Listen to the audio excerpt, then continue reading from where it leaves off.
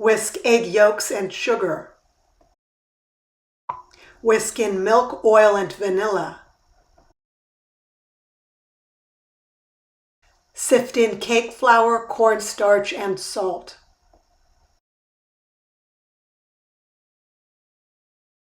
Whisk the batter. Mix cream of tartar and egg whites. Gradually add sugar to the meringue.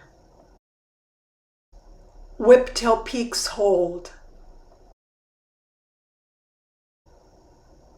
Fold meringue into batter in 3 installments.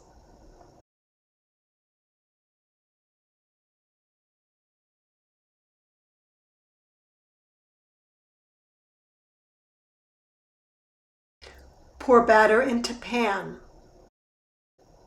Glue the paper to the sides of the pan.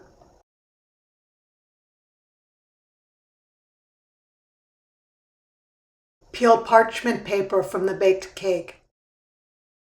Put a tea towel and wire rack on top, flip and remove paper. Make the whipped cream. Spread on cake, but not all the way to the edges. Leave about 1 inch on one short edge. Add the strawberries. Using the towel, roll. Wrap twice in plastic. Slice off edges.